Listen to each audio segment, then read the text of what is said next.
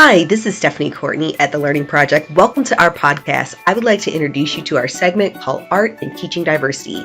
Join us today to speak with an amazing wellness coach and author. Donell is inspiring everyone with her great literature. Let's learn more in this podcast. Let's go. I was able to see how different ways of eating and different, work for different people. And they really emphasize that one person's medicine might be not someone else's medicine. So we are uniquely different. To think that we can all eat the same is kind of crazy to me, because we have different needs. We have different dietary needs, where depending on where we live, what our stress levels are. If we're, going through like different times in our lives, if you're about, you have different needs at different times, depending on your environment, physical environment, emotional environment, all of that. Yeah. And so what we have to look at is really utilizing food as medicine, and how is it going to impact us physically, spiritually, mentally, emotionally. What are some things that maybe people can do in their classroom or eat to help, restore a lot of that energy and, really bring some healing to their body so that they can really educate and teach and just connect with those kids in such a genuine and healthy way? Well, there's a few different things you could do. I would say for one, probably, setting an intention. Now, that could be meditation time for yourself. That could be breath work for yourself. I was also teaching kids yoga when I was doing the readings. Right. And we would do some breathing, and we would do some different mantras, with our fingers and stuff like that.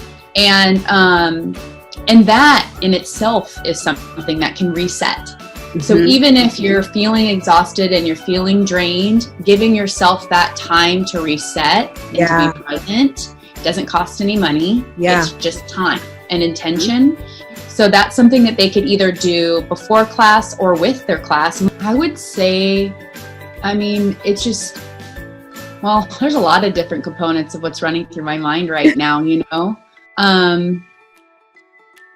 I think that I really want to stress, like more than ever right now, that it's important that we have grace with one another. That's a message that I just really want to give. Because it's that grace that will, bring us together and essentially help heal our, humanity. And so we know that we set an example for our children. And so this is like a time to really set that example, that positive example for them.